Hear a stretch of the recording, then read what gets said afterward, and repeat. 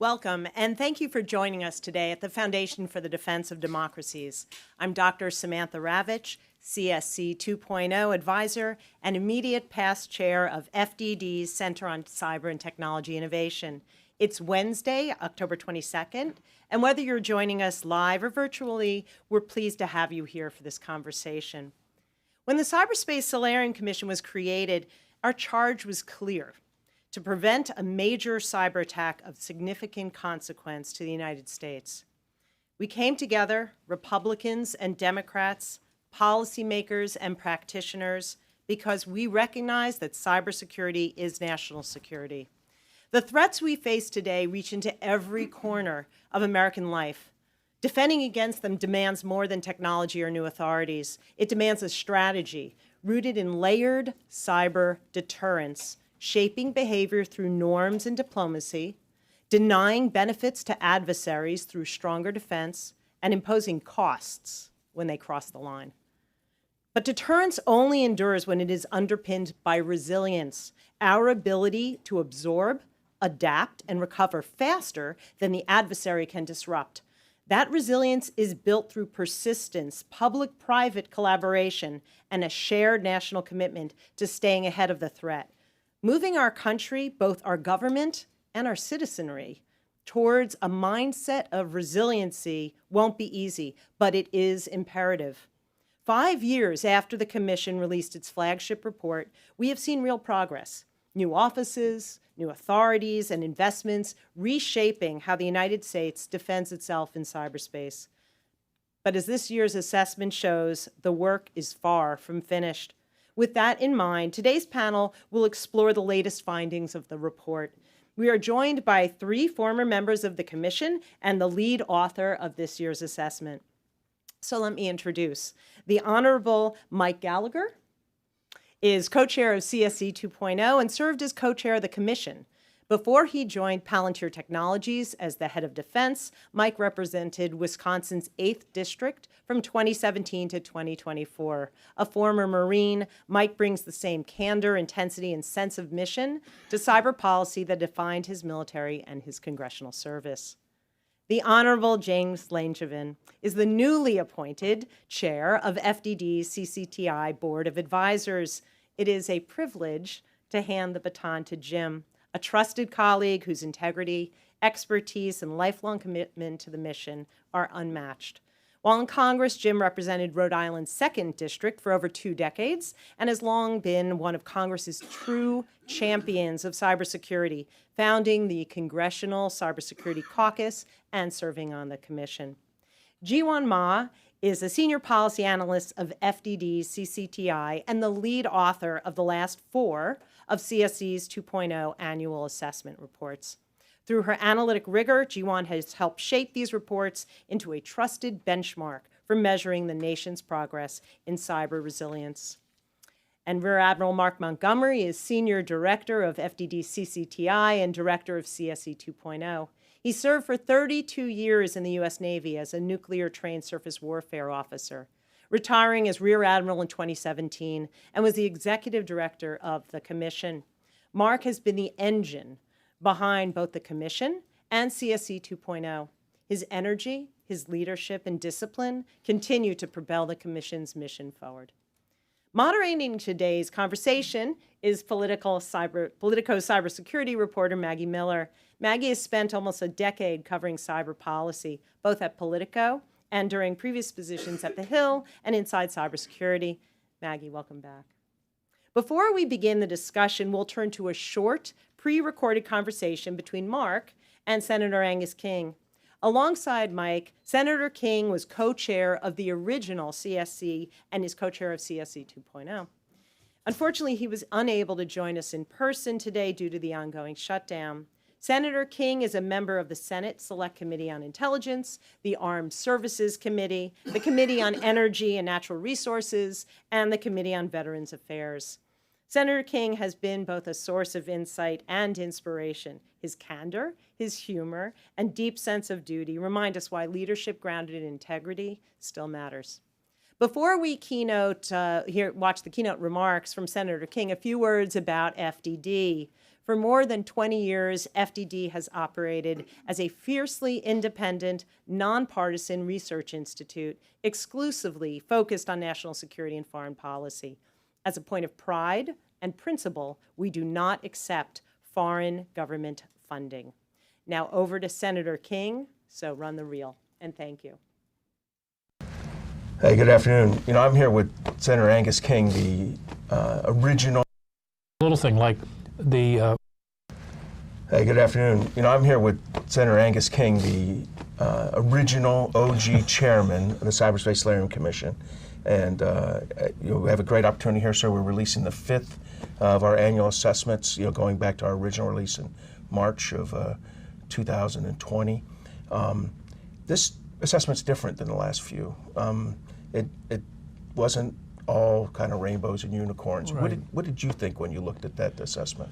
Well, it was really frustrating, Mark, because at a time when we're seeing the cyber threat increase dramatically, we're unilaterally disarming, and we're not making the progress that we ought to make. I mean, I could run through a whole series of things, but just a little thing like one of the initiatives that was proposed in the solarium was sort of a UL labeling of objects in your house that are all connected to the internet. And there was a long process that went on in the White House. I remember going to meetings with industry. It was really moving forward. And this administration basically, as near as I can tell, canceled it. And yet all of us now have, 2 or 3, sometimes as many as 5 or 6 internet-connected devices in our house, each one of which is a security threat. And an opportunity for malevolent actors to get into our personal lives, our bank accounts, and all those kinds of things. So there are all kinds of examples like that. CISA, at the beginning of the year, had about 3,300 employees. Today it's 2,200. So it's lost about 1/3 of its people, and it's lost some really good people, some people that were experts and developed a lot of relationships. Third thing that bothers me is that the administration is talking about offloading cyber responsibilities to the states and localities. They're not equipped to do it.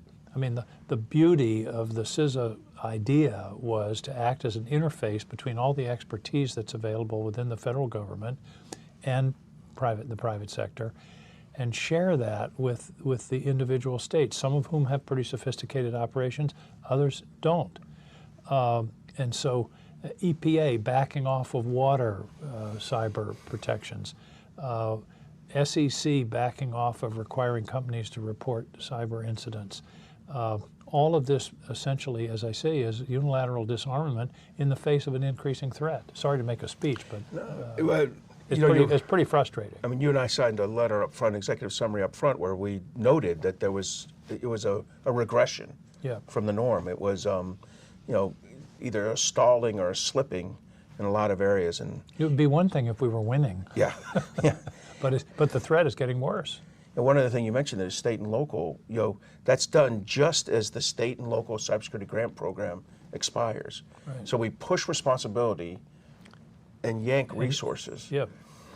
And we got to get that reauthorized. And the other piece that I think is a little more subtle, but and I saw the evolution of CISA's relationship with the states from the beginning. And the states were frankly suspicious at first. They didn't want to share information. They were afraid of federal engagement and, getting involved with their election systems. And I saw over the years, the trust was built. Same thing in the private sector. And trust is the key to any relationship. And now the trust is diminishing. I'm hearing that states don't want to work with Washington. They don't trust what's going on. And that's a sort of intangible but a very real loss. And the multi-state ISAC, which was the vehicle that was used to help with not just election security, and I know that's what caught the administration's eye, but it was the boring security. Right. And that's been just the detached. mechanical, the mechanical stuff. And here's another one. The ambassador at large at the State Department. One of our major recommendations, or first, one of our major realizations was that this is an international problem. and it affects every country, every society, and there's a commonality of interest, and that a commonality of action could be much more effective. For example, if we have sanctions and say, you know, this bad actor from Russia can't go to New York or Miami, it's also more powerful if he can't also go to London or Nairobi or Canberra. And that's been essentially dismantled. I mean, technically it still exists. They haven't appointed anyone to replace the leader, the Nate ambassador Fick, at large, Nate Fick, and they've changed the reporting requirements. And again, it's puzzling because this is a very real attack that's going on in this country every single day. No, I appreciate that. And I know you didn't just bring up Nate Fick because he's a Mainer and Oh, a no. Dartmouth grad, but Yeah. you know, you're right. And well, look, I know there's some language going through in the State Department reauth. I'm hoping, again, not necessarily the language gets followed, but that the Congress comes in again hard on that job. Yeah, but one of my observations in being in this business for some time is that implementation is as important as vision. So we can have a good idea, we can put it in a statute. In fact, the Bureau in the State Department is in statute. Yeah. We already created that position. And so we shouldn't have to come back and re-legislate it. They ought to do it because it's important. Thanks. You know, speaking of implementation, one of the most important recommendations, I think, of the Solarium Commission was the National Cyber Director. And you know, you deserved a lot of the credit for getting it done in the Senate, along with your partner Mike Rounds, and then Jim Langevin and Mike Gallagher in the House. You know, you've met with Sean Cairncross. What do you think? You know, what's his likelihood of success, or what do you think he needs to do over the next couple of years? Well, I think his heart is in the right place. I think he has good knowledge base. I think he understands the threat. I handed him, when I met with him, a printout from ChatGPT of the problems with cybersecurity that this administration has created. I don't know if I think he put it in his pocket. I don't know if he's looked at it again. But as I say, I mean, but the question is, does he have the support? Does he have the authority? Will Marco Rubio listen to him? Will the will Kristi Noem listen to him in terms of the organization of CISA?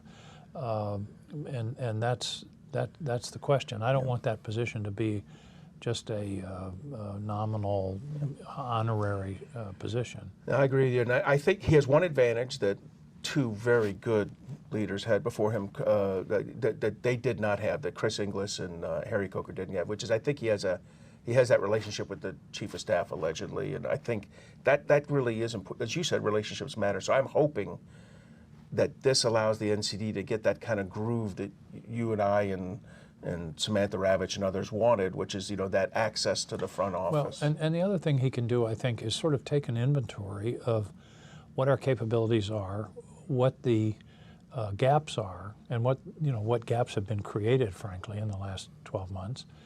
And then it gives him a roadmap of where we gotta go. Okay, so next year when I schedule our next update, and it's not going to be the first week of October for fear of being in the middle of a shutdown, I'm going to have to get a little smarter about that. In the first 2 weeks of September, what are you hoping that a year from now we're commenting on having gotten done? I'm hoping that, number one, we're commenting on the recognition within the administration that this is something that needs to be attended to, and that some of these reversals of policy have been addressed. Now, I will say we've been pretty negative so far. This administration seems to be more interested in developing a deterrence strategy than the prior administration. And Tom Cotton and I have an amendment in the National Defense Act on that issue. I call it the King Cotton Bill. Yeah. But anyway, the idea is to compel, if you will, as part of the National Defense Authorization, the development of an assertive cyber deterrent strategy. My argument throughout the commission, as you know, endlessly, was we can't patch our way out of this problem, and that our adversaries have to understand that if they attack us in cyberspace, there will be a response. It may not be cyber, it may be anything else, sanctions or whatever, but they have to realize they're going to pay a cost, because right now there's no cost. They can attack our infrastructure, attack our elections, attack critical infrastructure throughout the country, and everybody says, well, we'll respond at a time and place of our choosing. Well, we still haven't responded to the Sony hack. Yes, sir. So I'm hoping and believe, working with Tom, that this administration understands that principle and will develop a declaratory cyber deterrence strategy. Just having the capacity isn't enough. You have to say you have it, and you have to indicate the willingness to use it. And the adversary has to believe it. That's right. And that's so, sir. You were consistent on that. I have to say, from meeting 1 to meeting 50. Consistent is another word for boring. No, and that and organization as policy. I mean, I have a list of 4 or 5 Kingisms, sir. Listen, you've been a leader on cyber over this the 8 years or 9 years now of this trip you and I have been on, and I think you've gotten a lot done. We have more to do. I know you feel that way. I feel that way. Jim Langevin feels that way. Jim took over chairmanship of my center at Foundation for Defense of Democracies, and he's running his center at Rhode Island College. Good. So we're all in this game, working hard. I look forward next year to seeing you in person during the assessment. Thank you, man. Thank you, sir. Good work, Mark. Yeah. Thank you.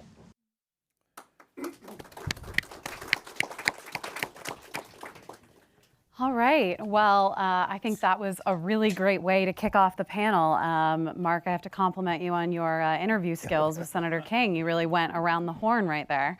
But to kind of start from the top point down, I want to start with our author of the report that we had this year. As Senator King pointed out, as Mark pointed out as well, this report did see regression in a lot of the recommendations being implemented. A regression to norm, I believe was your quote, Mark. So can you talk about how you assessed how each recommendation did this year and where you think we saw the most backsliding generally? Sure. So thank you so much for joining us today. It's always great to see you. So over the years, I've noticed that it's become a little bit more difficult to parse out just the cybersecurity policies from the securities, issues that affect all of us every day. And what I have noticed is that there have been endurance, but the national resilience is also eroding at the same time.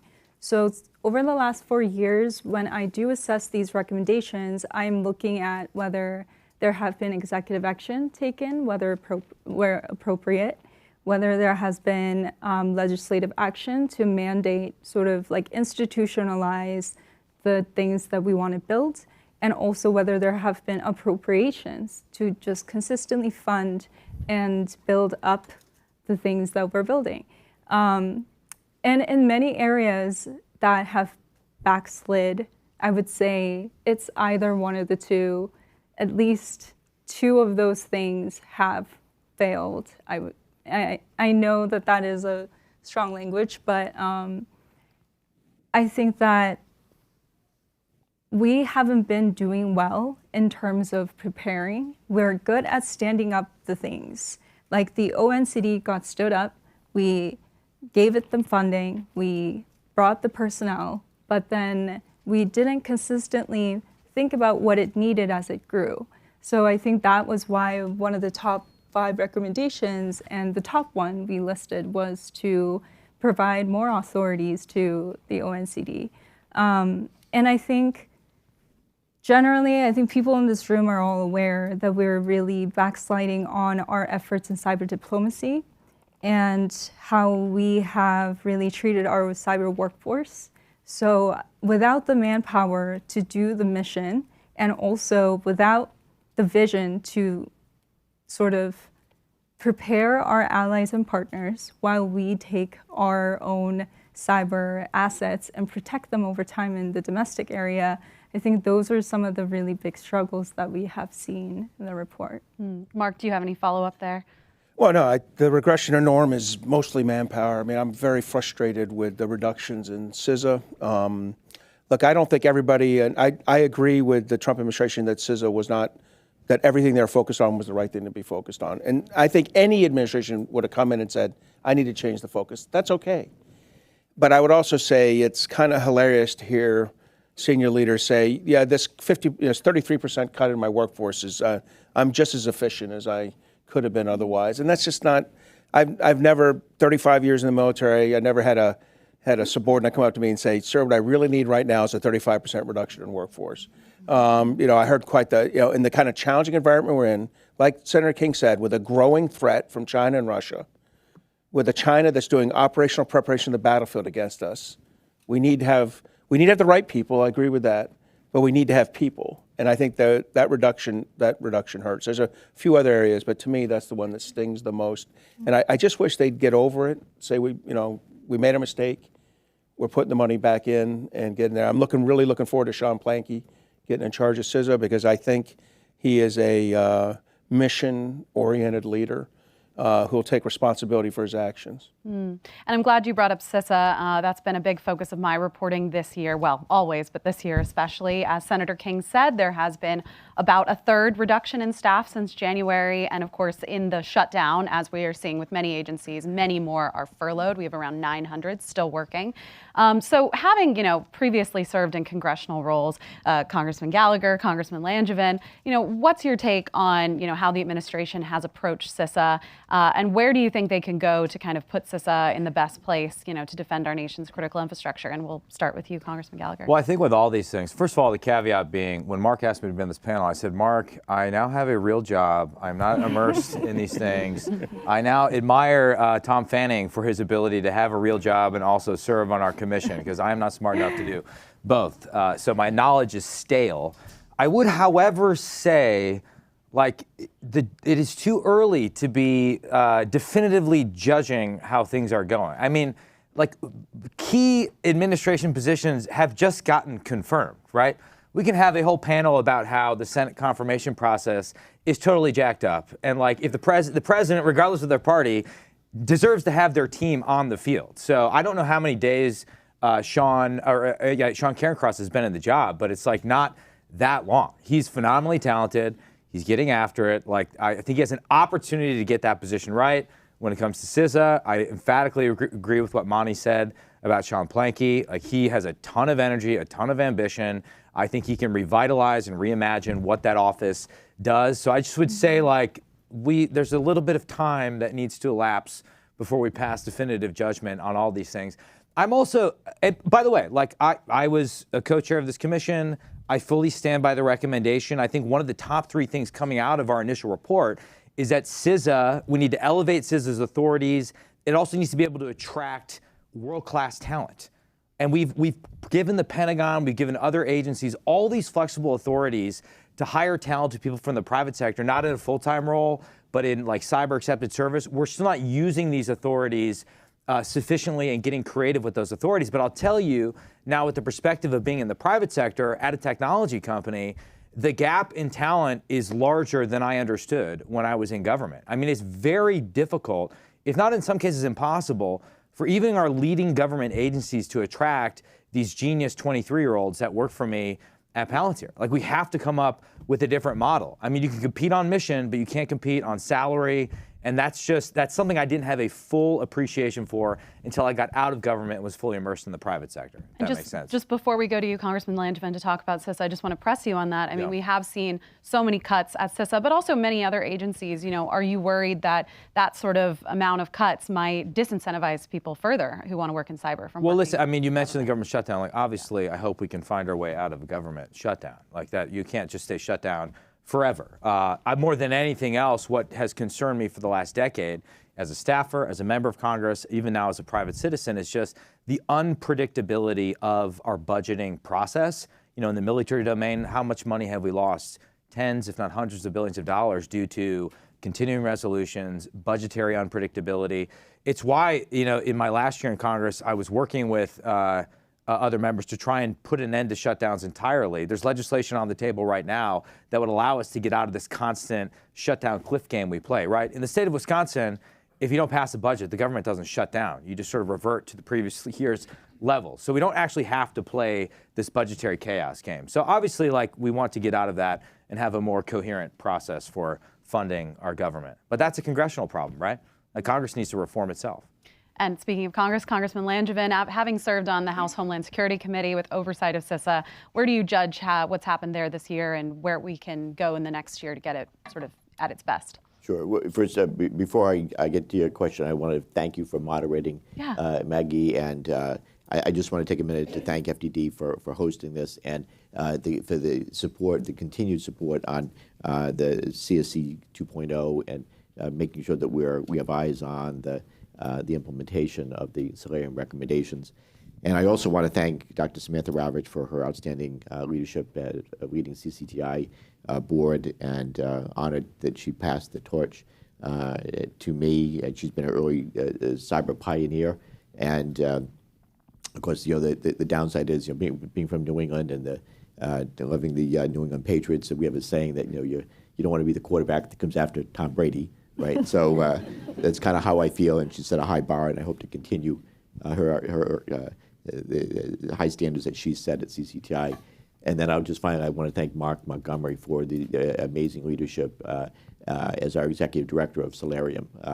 It was a Herculean effort to kind of herd the cats, keep us on mission, on focus, and it really did take a Navy admiral to make sure that we got the ship across the finish line. So, Mark, thank you again for your leadership of Solarium. Great being in the panel today with Juan and my colleague Mike Gallagher. To your question about CISA, I'm deeply concerned about the level of cuts.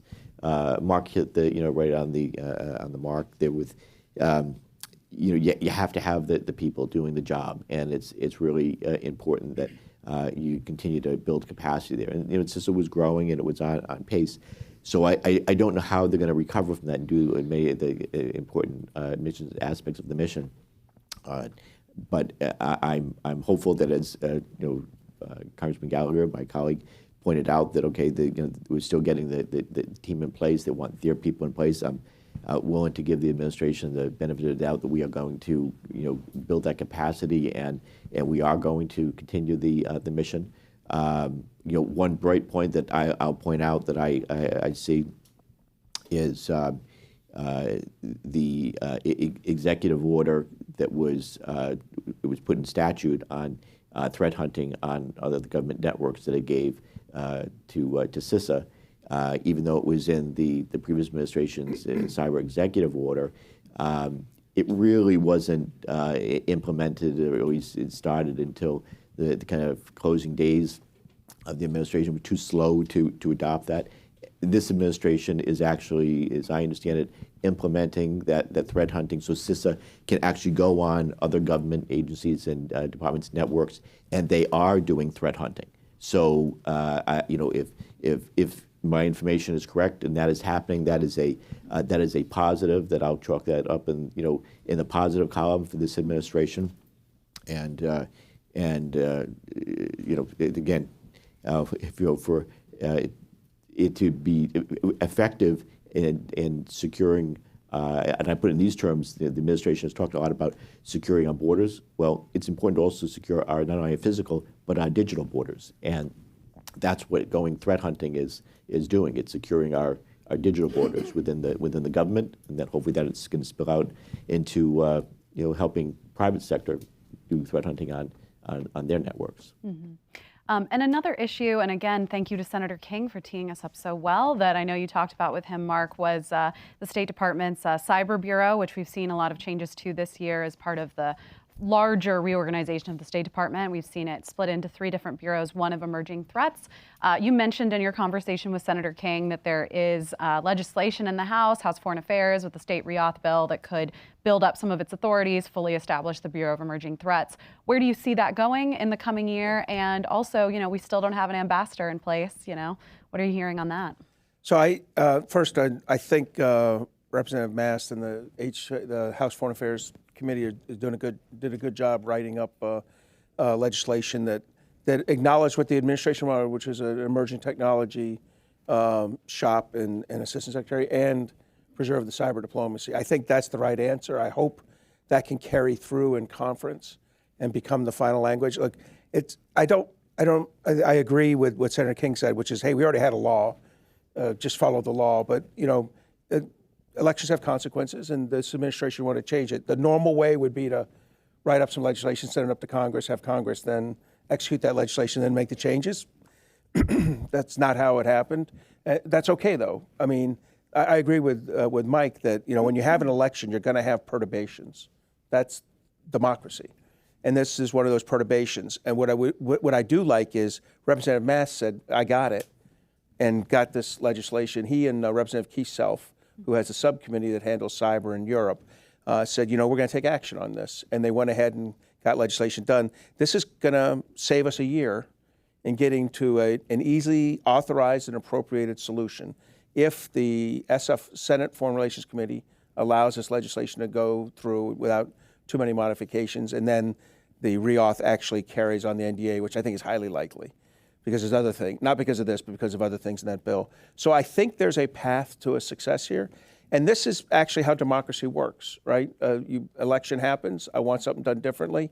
Again, the exact path, not normal, but the end result could be within 1 year of the administration taking over. They have the lineup they want. As for who is going to run it, there are names floating around for both those billets, but I think without them actually existing, I think that's probably why the administration's holding off. They know this legislation's out there. I would not be surprised if, that these billets take all the way through the NDAA conference before we see names pop up for placement, because they're fundamentally different descriptive billets than the current ones that exist in law. And you can't nominate somebody for a billet you wish existed. You have to, in this case, since you need the compliance of the Senate, you have to nominate them for the billet that does exist. Mm-hmm. And Jiwon, in terms of the recommendations around the State Department, those were some that regressed this year because of the reorganization. But would you say, what Mark's outlining, if, the House was able to push through that legislation, become law, would we see those recommendations progressing next year? Yeah, and I think we've seen that over the years too. So if you look at the board over there, we see that several of the colors are moving up and down. And I think that even from previous reports, we have seen recommendations that went backwards, but then jumped up later on. And I think that's definitely possible. And I also believe that these are not mistakes that, will forever just remain as mistakes. These are things that we can fix. And I think that's why these recommendations are great, because as long as we are aware of what is actually happening that we need to fix, we can actually address those issues. So yes, I'm optimistic that that would be the case. If I could pick up on that, a good example is cyber capacity building, where we had a good program going, especially for Costa Rica and Ukraine, with the USAID kind of, dropped the grenade in the tank and closed the hatch. It went away temporarily. But the Costa Rica one's back, and I think the Ukraine one's come back. And we just did a short report on Ukraine. I came back from a couple weeks there. I will tell you, our cyber support to Ukraine, cyber capacity building support to Ukraine, helps them hold off Russia, and that's not a small thing. And we spent $60 billion in U.S. weapons. Spending $135 million in cyber seems like a pretty good deal to help keep the electrical power grid up. The other benefit is they share back with us the fingerprints and the digital fingerprints and the tactics, techniques, and procedures they're seeing there with our intelligence community, and that has real value. And I'm seeing the administration start to pump the money back into that. So, that this is kind of gets at what Representative Gallagher was saying, which is that, as the right people get in the right positions and can see the right thing, some of the right stuff gets restored. That's not everything, but in cyber capacity, I could easily see what was a regression this year popped right back up next year into that, if this continues, and there's a couple ifs in there. Can I make an obvious point? My goal is not to be like the contrarian on this panel. Yeah. My goal is to just not, reveal my ignorance, which is hard to do. And I'm not sure we adequately paid enough attention to this in the original report, which is to say, all of this could be green. It could be dark green, right? And yet, deterrence in cyberspace could be getting worse if not actually connected to conventional and strategic deterrence. And I think the analytical mistake we often make in the cyber world is to consider it its own universe, right? Like if it is not meaningfully integrated into a concept of how you make your enemies scared of you, then like it does not work, right? And there I think you have to credit the current administration for restoring deterrence, at least in key regions, right? Like the Middle East. I think it's fair to say that the president's willingness to use actual kinetic force helps us in the cyber domain. So my only point is that these things can't be disconnected from each other. Monty, now you can And I remember push back on that. you were, no, I This is an Angus King thing. It's like, you know, every This once is- in a while, Oh, gotta King- shut the lights off in Moscow. No, and those, I see there's 7 or 8 committee members, some of our staffers here, they'll remember that routinely he said, well, Mark, why can't we just attack something? You know, and you're like, well, no, sir, it doesn't work that way. But you're right, you know, and you did a pretty famous deconstruction of integrated deterrence as a concept when you were chairman of the Select Committee on China. But no, I think you're right. And that's what I'm saying.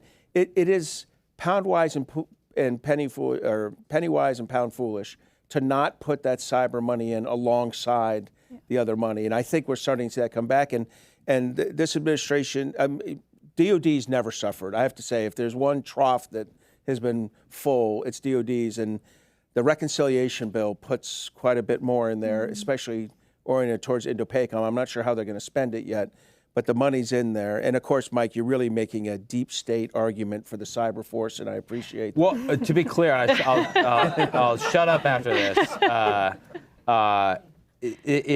My critique of integrated deterrence is that nothing can substitute for hard power. If you don't get the conventional balance of hard power right, no matter how many non-military instruments of power you integrate into your theory of deterrence, like you're not going to actually produce peace on the world stage. Yeah, and maybe we could just tie it back to the report.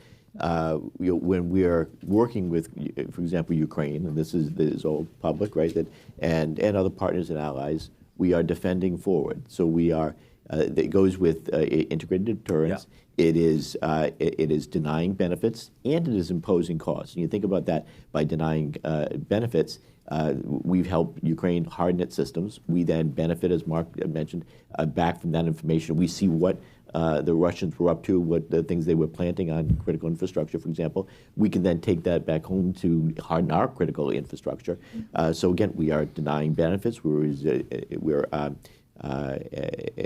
making us more resilient, and we're in a sense imposing costs because it's like when we're in Ukraine, it's like we turned down the lights, if you will. We burned all those Russian tools that they'd spent, state treasure, in time and effort getting into those systems, and then it's all gone. And they're useless in a sense, and so that's an imposing cost. All that money was burned that the Russians had spent trying to get in there, and then we help Ukraine harden its system. So again, it brings us right back home to that layered deterrence and denying benefits and imposing costs. So we want to see that continue and hope this administration will. Yeah. And I'm going to take back the mic just for a second and then give it to you for a second, Mark, because I want to ask you about the cyber force. And I know you can go on about that for a long time. Oh, gosh. I know. I'm going to ask you maybe your elevator pitch. Where do we stand on this in terms of where Congress is? I mean, we have a study in the NDAA. We have a couple members of Congress, bipartisan, that are behind it. But that is actually a positive note in this year's report, that U.S. cyber forces remain strong, but needs to be reformed, more resources funneled in. So how would the creation of a cyber force help to push that forward? So you're right. In his final death blow to the system, Representative Gallagher dropped some legislation that got us a study. Look, the study, I'll be honest with you, the study in my mind was, if the presidential election had gone the other way, I thought the only way we could convince Harris or Biden administration at the time was just run them down with this was going to be done by the National Academy of Sciences or something, and just just kind of wear them down over 2 or 3 years. It's the obvious, right? Our fourth generation's broken. Mike wrote the front piece with me on a report on that last year with Dr. Erica Lonergan, and then we did a new one this year on how you do it. I have a total different theory with the Trump administration, which is we all know, the line, and I've used this line with President Trump, that the one president created 2 military services. That was George Washington, the Army and the Navy. Who can be the second? Donald Trump with the Space Force and Cyber Force. You should drop the mic and walk out of the room. But realistically, the enemy's helping me here. I'm not too worried. The adversary's pushing. The the people we want to generate forces, the people you want to recruit into the cyber force are not the same people that I want as SEALs or infantrymen or even surface warfare officers or pilots. It's a different cut, and it's a different mix of military civilian. It's a different pay scale. It's a different ability to go in and out of government. All these things are different. And you start in the, at the e-gaming lab and the robotics lab and the chess club, not at the basketball and football and soccer locker rooms like you do for the rest of the military. So we will get a cyber force. I hope we do it without failing otherwise. I hope we do it because we recognize it's the right thing to do, but we'll get it. And I appreciate Mike's leadership on that. Also, Morgan Luttrell was strong, Pat Fallon, Representative Houlihan, Senator Gillibrand. This is a wide swath of political feeling in the House and Senate, but people who studied this issue, bothered to read the reports and the write-ups by the individuals who gave us, who supported us on this, made the right decision. We're going to get there. I think we'll probably get there slightly quicker in a Trump administration than a Harris administration, but that's neither here nor there. And Congressman Gallagher, now that you're out of Congress, one, this was something you had pushed right before you left, but two, from the private sector perspective, how do you think a cyber force could kind of help to hit back at some of our, enemies, given that the private sector is so often the target?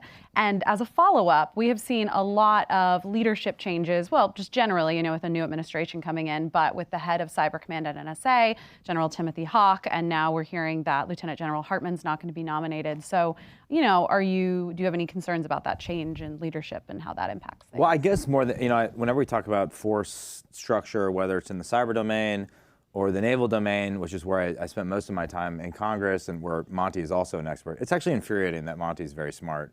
It makes him very insufferable. I have to constantly ask him for advice. I spent a lot of time thinking about we need X number of ships or X number of humans in the cyber mission force. More than anything else, I just kind of want the Pentagon to make a decision and move out smartly on it, right? Because we can just spend all our time coming up with different perfect constructs for what the force looks like. Similarly, I would say when it comes to NSA and the eternal dual hat, don't dual hat relationship, at some point we got to just make a decision and move out smartly and get someone competent to execute the decision. I agree with the way Mark laid out. I think the basic thrust of what we were arguing was the geopolitical environment continued to deteriorate, and yet the size of the force stayed the same. So if anything else, it needed to grow. What the precise number is, I can't tell you, but it needs to be bigger. And again, to get back to the point I tried to make inelegantly earlier, perhaps you need an even more flexible arrangement for getting top-level talent to work in the cyber force. The Army right now is experimenting with direct commissions for highly talented technology executives to leverage their expertise. That's an interesting experiment. One of my colleagues at Palantir is part of that experiment. Maybe we can do something similar with the cyber mission force, taking advantage of the very generous authorities that Congress has given the department. And on a different topic, I want to pivot to you, Congressman Langevin, on the Office of the National Cyber Director. We talked about that a little bit earlier on the panel. We now have Sean Cairncross in the role. I know that everyone on the panel was a big proponent of establishing the office. But, now that we're seeing kind of the reorganization of how the National Security Council approaches cyber versus how it did in the last administration, how do you think that the ONCD can kind of operate at the White House in conjunction with the NSC and also in conjunction with CISA, now that we're seeing so many changes there? Sure. That was my number one priority serving on Solarium, is to establish the National Cyber Director in the Executive Office of the President. Senate confirmed. And it took Solarium to finally get it across the finish line. 10 years I had been working on it. Pleased that it's there. I like the direction that it seems the administration is moving to give NCD more authorities and combining both the NCD role on strategic coordination and focusing on defense, but also the previous administration role of the Deputy National Security Advisor for Cyber, kind of combining the two authorities and roles. It seems like that's the direction that they're moving, and so I think that could be a positive to have that kind of authority. So kind of to be determined, and Mark may have more to comment on that role. But I think it's so important that we continue to make the next generation cyber directors, ONCD, as robust and strong as possible with the broadest support. One of the things that we did get through in the original NCD Act is to have budgetary review authority. I wanted it to be stronger, and I wanted to have directive authority. We didn't get there, but so that's something hopefully in the future will happen. But basically, it allows the National Cyber Director to look at the departments and agencies' budgets and comment as to whether or not they're doing enough on cybersecurity and cyber focus, and then can make recommendations to OMB. I would love to see ONCD have the authority to have directive authority to force agencies to do more, but again, to be determined down the road. Yeah. But Mark, I don't know if you want to comment on. Well, I agree. I mean, Mike and I both spoke a lot with Sean Carecross as he came in, and I have a very high opinion. And I think he does, the key thing in any White House job is relationships and your relationship with other senior members. I think he has that. And then I think the other thing is that the I think this NSC recognizes its job as offensive cyber operations, some international aspects of cyber operations, and I think they're properly, deferentially giving NCD the battle space to manage this the very significant defensive issue. And the defense is also about the offensive protection of your defense. So it's not purely just building defensive networks. So I think it's important. I think it's important that they provide the guidance to the agencies, and that they work with Russ Vogt at OMB. We were very lucky that Ms. Young and Chris Inglis were able to get a memorandum of understanding together on the OMB ONCD role. I hope they can repeat that. I can't believe Russ Vogt would ever turn down an opportunity to hear bad things about federal agency budgets.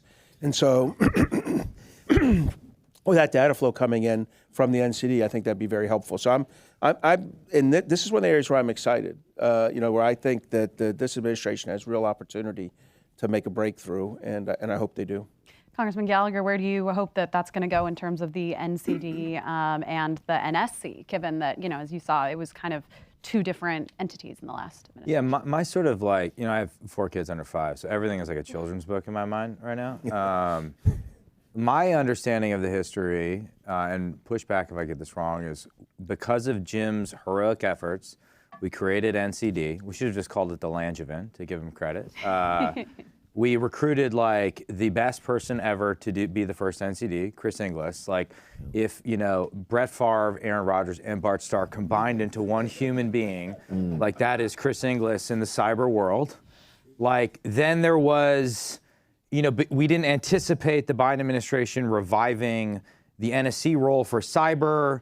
That sort of clouded whose authorities were where, and then that kind of slowed the progress we had on NCD. Now we have this phenomenal opportunity with the new administration, a new person in the role, to actually realize the original vision for the NCD. I think the need for it still remains. We need to run the experiment fully, and I'm very bullish about Sean's ability to effectuate real change. Yeah. And I want to go back to the report's author here on private-public sector cooperation. I know that there was some language in this year's report, kind of pointing out that it is really at a breaking point a little bit. It's really been challenging. What did you base kind of that assessment on, and where do we go from here? I think that there have been a lot of reports, as you're familiar with, about the degradation of the legal frameworks that facilitate information sharing between the government and private sector. I have read many articles and spoke to people about how they fear sharing information due to backlash for whatever information that they're sharing. And I also found it interesting that the private sector is sort of filling the vacuum where the federal government is lagging behind. So we see a lot of philanthropic work to invest in cybersecurity. We see a lot of private companies also investing into organizations. And I kind of see the separation happening. That's really unfortunate because they have so much information, so much data that could really fortify the federal government and help them shape the strategy. And that was sort of visible all across the board, across the pillars, even in the white papers, especially for the recommendations that focus on supply chain and research and development.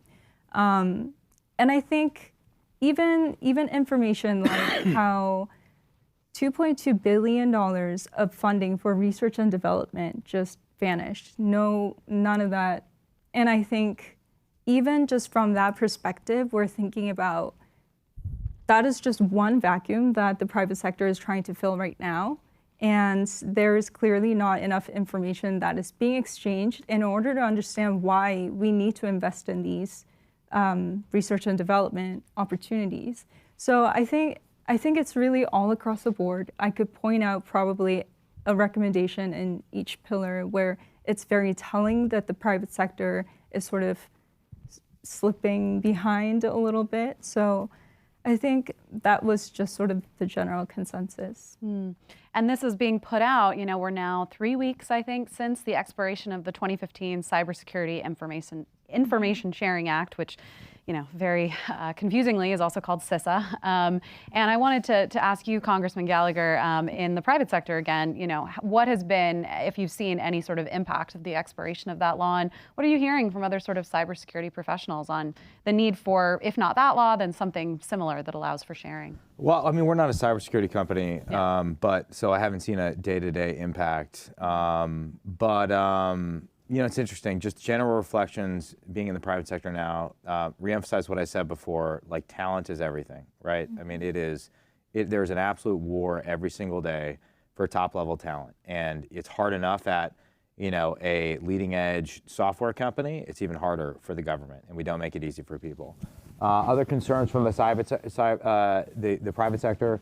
I think as I look back on the report, a lot of what we tried to do in our work and subsequent legislation was to get the government from this sort of like need to share, when we call you, you have to give us everything, and other than that, just do what we say or don't bother us, to like a proactive. In fact, this is the theory behind the NCD, like a single person who's proactively engaging with the private sector, even elevated CISA, right? I'm not sure we've had the cultural shift, a complete cultural shift necessary to realize that vision of public and private sector collaboration.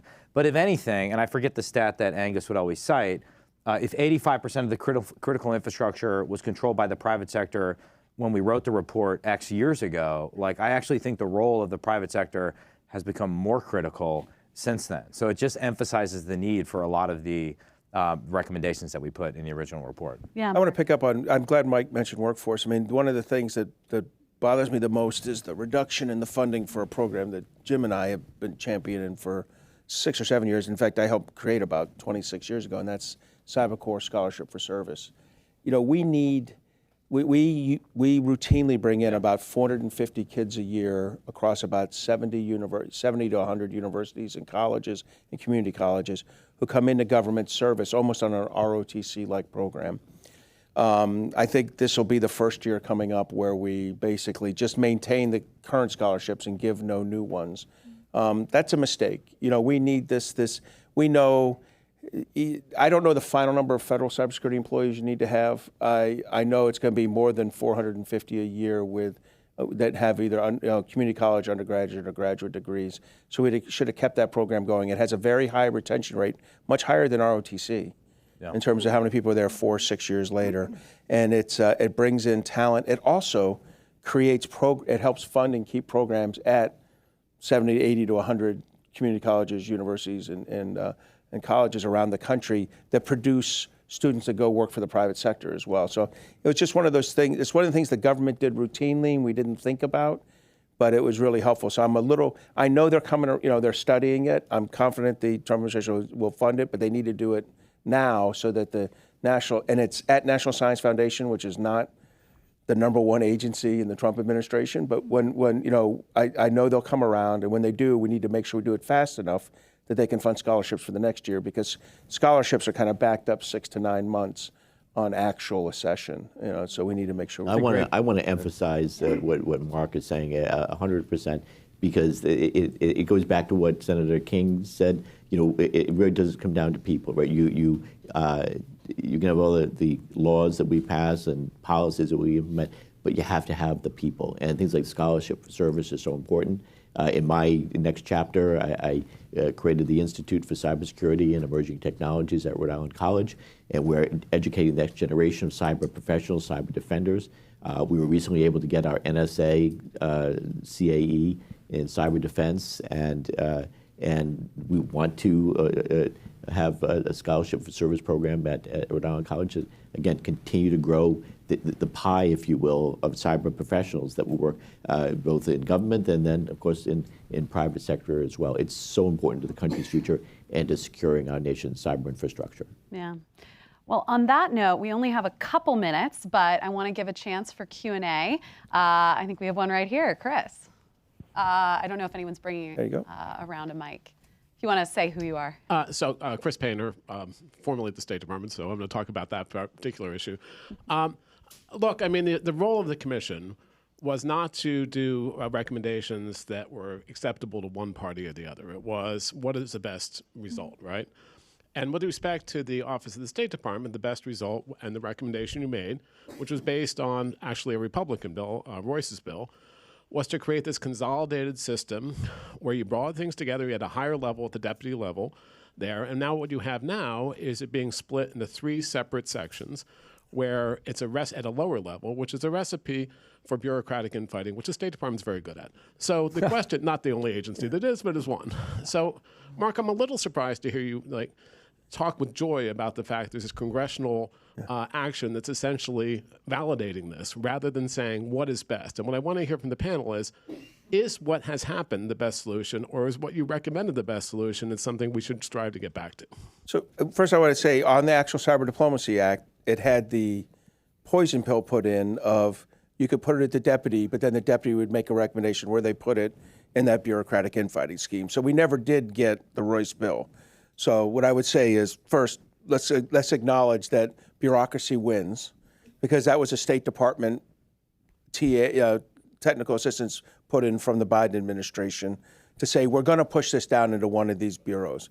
So, I look, in a perfect world, I'd have the CDP that's in the Cyber Diplomacy Act at the deputy, mostly because, like you, I think the State Department is a complete cluster F, right? And if you put it below the deputy, yeah, but I know you believe that. And if it goes below the deputy, it's going to struggle between T, E, and I didn't even mention P, but P could screw this up. In fact, we had this exact discussion with Senate staffers about this issue because, I think we all realize the right answer is elevated above. We all realize that the State Department is bipartisan in the sense that in any State Department, they will work hard to not allow you to dictate stuff to the D level, the deputy level. So we'll have to see what happens. What I was saying was, my joy is that we're going to get CDP back up at the Assistant Secretary level with this, if this bill were to go as is. And now, I think State Department antibodies will try to decrease the value of both of these billets. And so that's why I'm for the bill the way it is, vice where it may end up, or the current system, which is very broken. I think we can all agree. It has as many people as haven't left, right, in the office. So it's a complicated way of saying I love perfect. In the absence of perfect, I'm going to grab the best thing for the Office of the Cyber and Digital Policy, which I think is an Assistant Secretary at this point. Does anyone else on the panel have thoughts before we move on to another question? I think I handled that. Okay, all right, cricket. Anyone else in the room? Yes, I think we have actually, I'm sorry, I think the mic was already with someone there. We'll come to you next. Good afternoon. My name is Joyce Hunter, and I'm the Executive Director of Mission Critical, which is a nonprofit cybersecurity critical infrastructure think tank.